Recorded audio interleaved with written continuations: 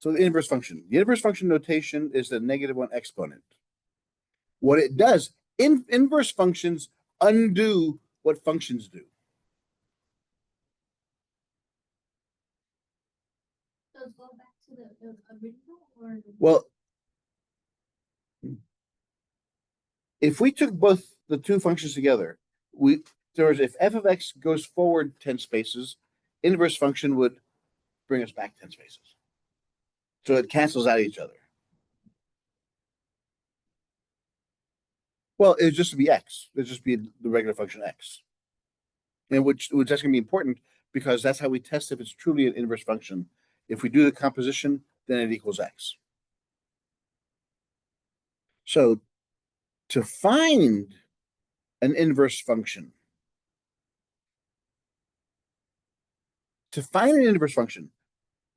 first step, switch x and y. That is very important.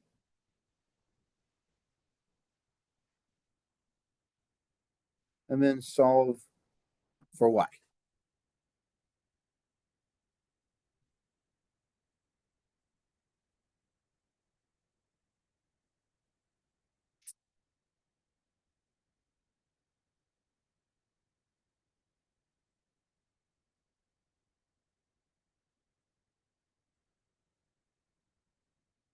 Okay, example. What does this mean? Consider the value g is defined by these points.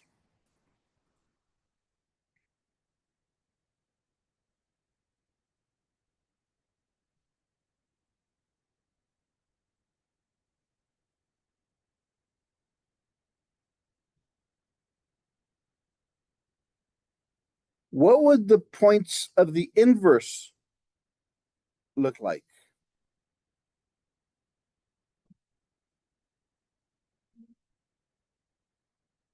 So what would it look like? Next one. 0, 1? Very good. Yeah. To find points of inverse functions, if they give you a graph, then just switch the x and y values. This one goes to there, that one goes to there. Switch x and y. So if g of x is giving you points of x, y, the inverse gives you the points y, x.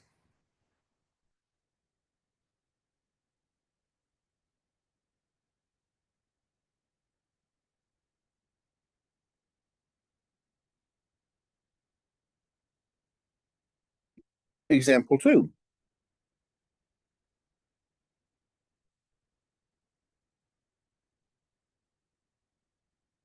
Find the inverse.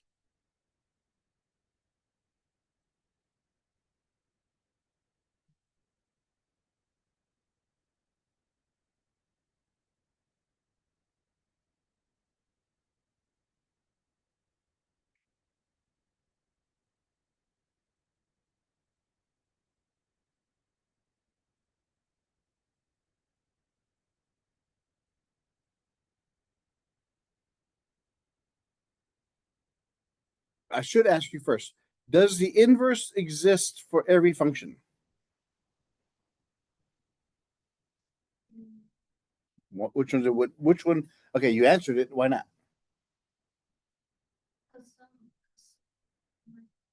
No. Is that right? No. Because we haven't defined what we've graphed these points. If we look at graphs of inverse functions,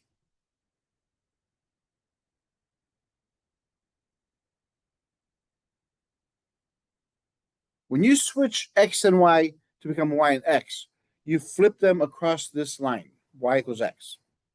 So if we had 2, 1 in that point, what would be the inverse point to that one? 1, 2. So it's on the other side of that line. So it has to be symmetric about that line. This equation looks like what?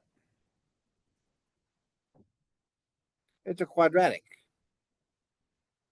Can I flip it to that line? No. It wouldn't be a function anymore. It has to be one-to-one to begin with. So how would we do this? We would first switch X and Y.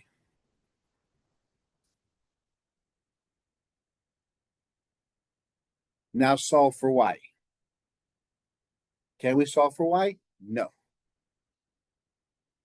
There's too many of them over there.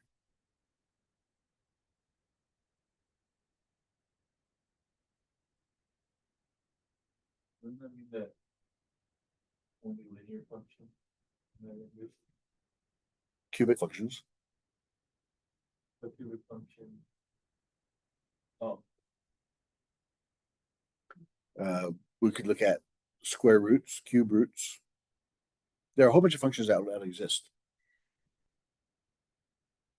So let's look at a simpler one. Let's look at, I should have given you this one first. 2x plus 3. What would the inverse function look like?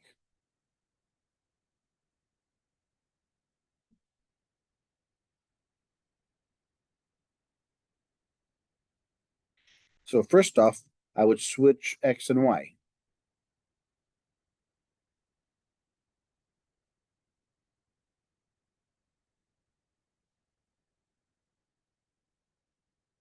Solve for Y. What's my first step? So we have X minus 3 equals 2Y and divide by 2. So my inverse function would be X minus 3 over 2.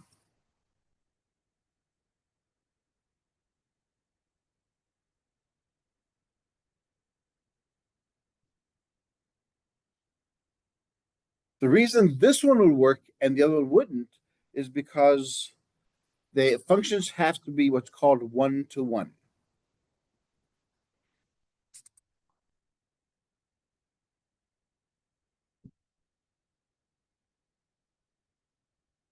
For a function to have an inverse, it must be 1-to-1. And instead of writing 1-to-1, I'm simply give you the symbol of 1:1. That means the same thing. What basically it says is this. No two X values can give you the same Y value.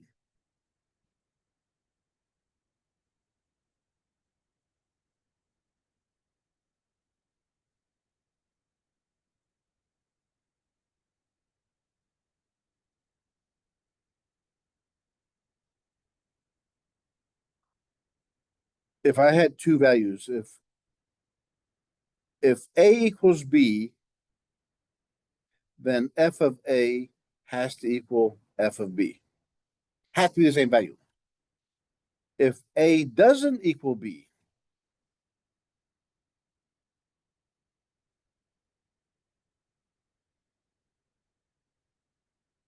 then F of A does not equal F of B. That's what it breaks down to one statement. So far, so good. How do we find it? We switch X and Y. Whenever you switch X and Y, something else switches.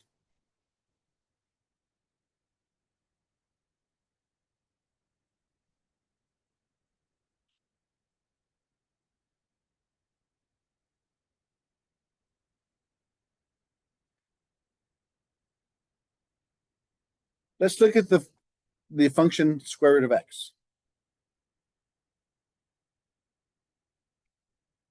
What is the inverse of F of X? Or this one? What is my inverse function?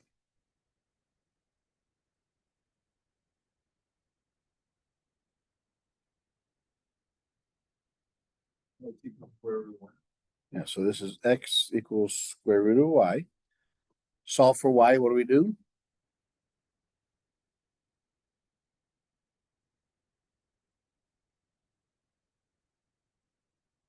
So x squared is the inverse of square root of x. So again, we switched x and y. What is the domain? What is the range of this one?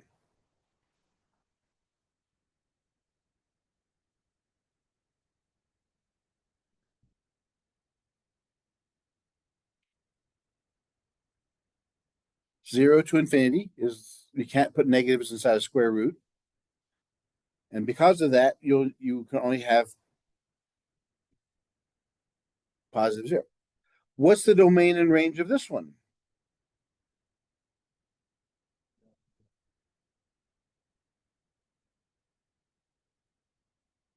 And what's the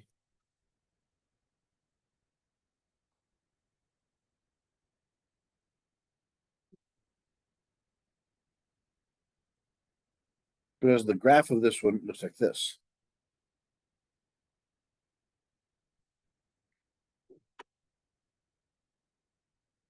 So typically what happens is since we switch x and y,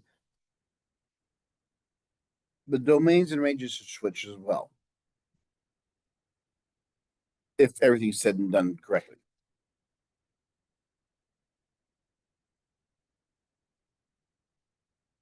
Now, with that, how would you prove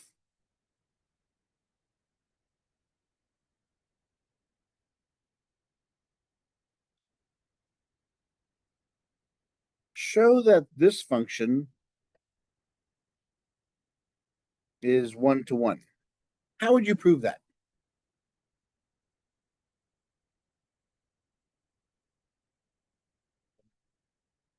What's that? What did we just talk about? What has to be 1-to-1? No, you're defining what it is. I said, what has to be 1-to-1? The inverse.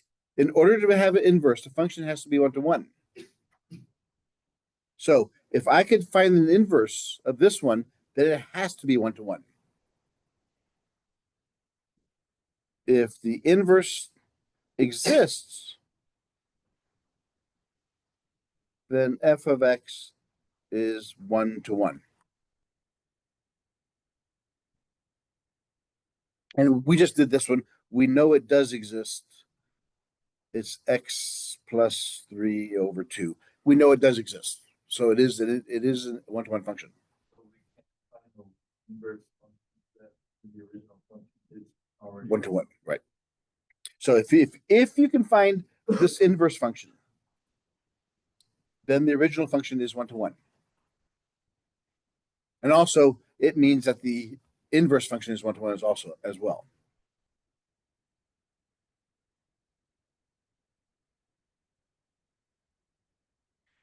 Yeah.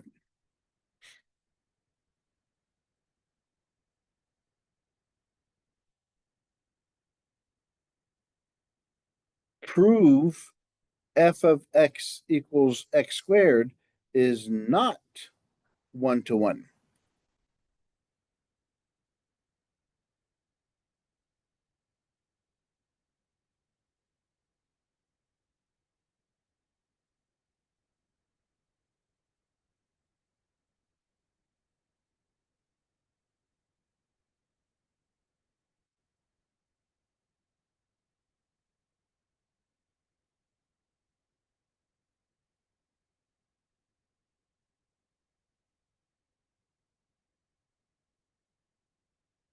So how would I do that? So I have y is equal to x squared. I switch x and y. What do I do next?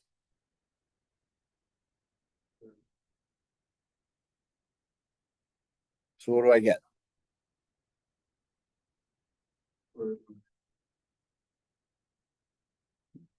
This is now my inverse. Equals what? Whenever you square root something that's squared, you get a plus or minus of that. So f of x is not 1-to-1 because we get two answers. Yep.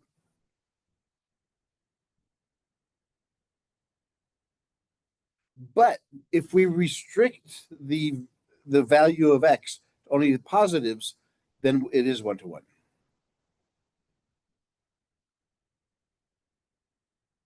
In other words, if I had f of x equals x squared for only the x values greater than equal to 0, then its inverse is the square root of x because it's already greater than equal to 0.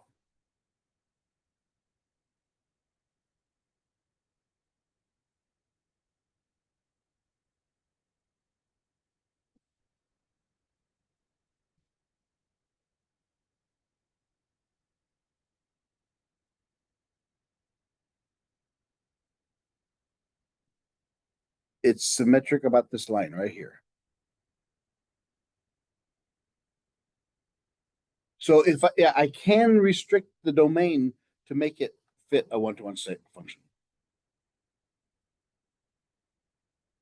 Now, how can we tell, besides determining if it has an inverse? Another way you can determine if a function is 1-to-1 is by looking at the graph.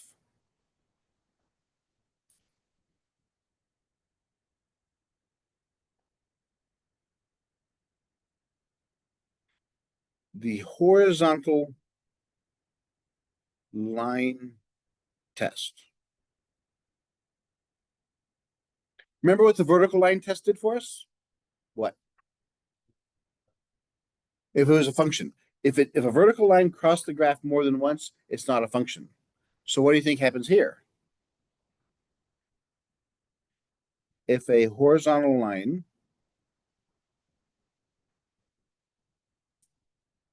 crosses a graph more than once,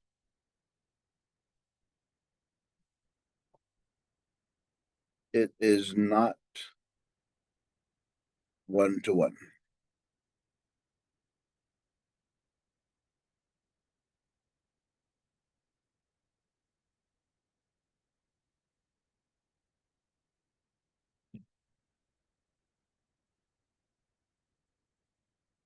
So if you have a graph, and if you could draw a horizontal line and it crosses it more than once, then it's not 1-to-1.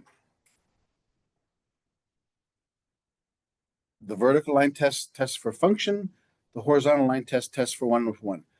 If it's 1-to-1, then what does that mean we can do? We can find the inverse. If it's a 1-to-1 function, then we can find the inverse.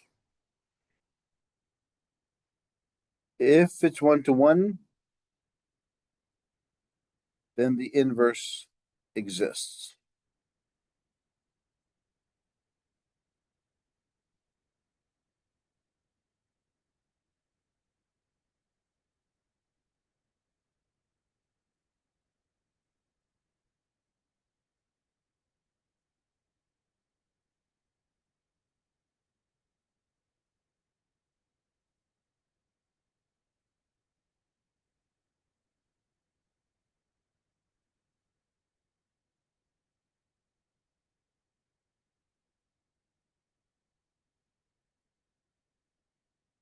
Yeah, the horizontal line test is great if you have the graph.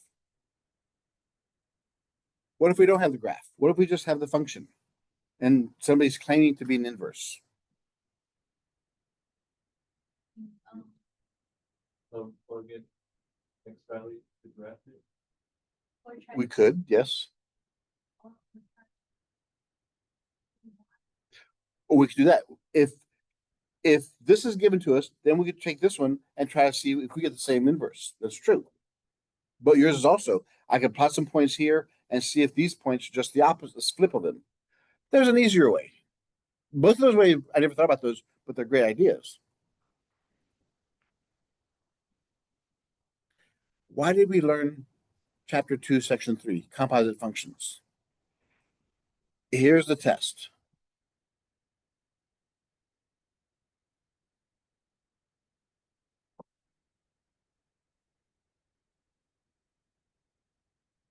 If that's true, then it has to equal x.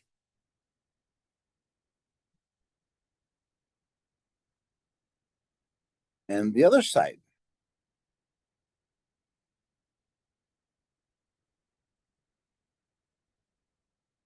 So if we do the composition function of those, then they have to equal x.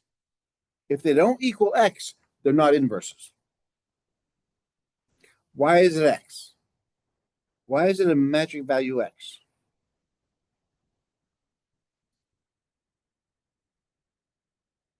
Because they're symmetric about that line. If I take the composite function, they pretty much cancel each other out. They should give me this value x on this line. So let's check these two. Let's do the first one. F of f inverse of x. This is f of f inverse. So I take this equation, it's on the inside. I plug it in place of x. So we have 2. In place of x, I put an x minus 3 over 2 plus 3.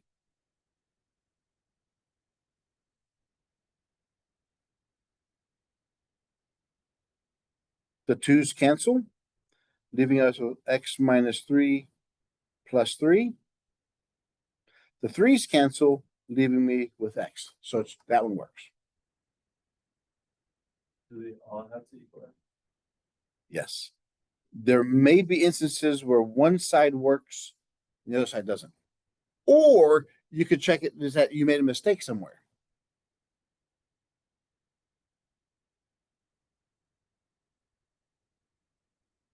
So now I take the original function, f of x, plug that anywhere I see an x.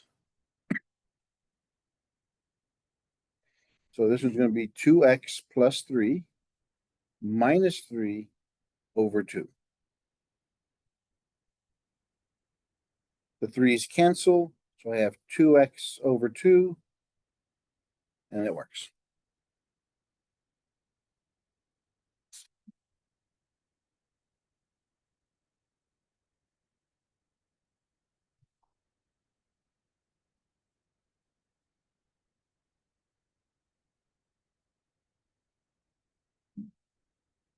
So that's what inverse functions. That's why we had to do chapter 2, section 3. They equal x because that's where they meet cause the. They don't even meet, it's just that's what they're reflected about. Because if I take 2, if we did the slope 2, 3, 3, 2, what would the slope of those 2 dots be? This is x1, y1, x2, y2. So the slope would be x2 minus x1 over y2 minus y1, negative 1. So it's going to give us a slope of 1, which is what we're looking for. Because remember, what is the slope of this line? 1. So that's why it has to be, the composition of those points have to be together. All right, that's the first part of chapter 5, section 1. Because now, what that's leading us to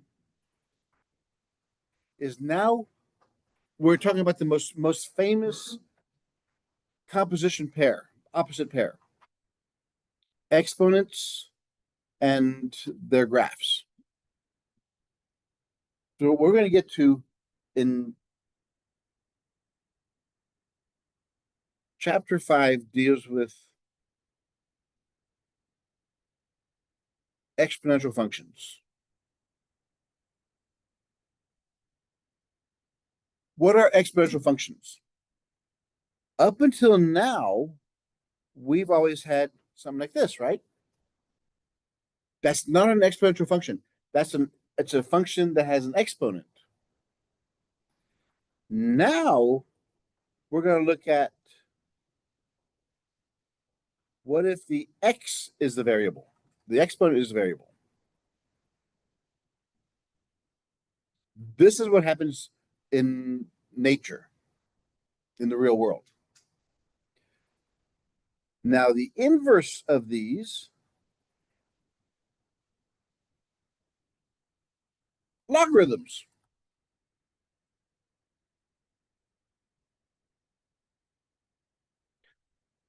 A lot of students are freaked out because they've never seen this before, but they are so simple how to use and how to graph and what they mean that it's not going to take us much time to go through this.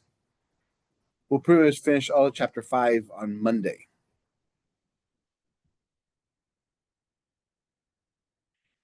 And the graphs are just inverses of each other across a line y equals x. And I'll show you how to solve equations, how to take large equations and simplify them and make them easier to solve. So we'll try to finish chapter 5 on Monday, which means we'll finish chapter 6 on Tuesday. Chapter 6 only has 2 sections, and it's how to solve systems of equations by elimination, substitution, graphing, and another method called Cramer's.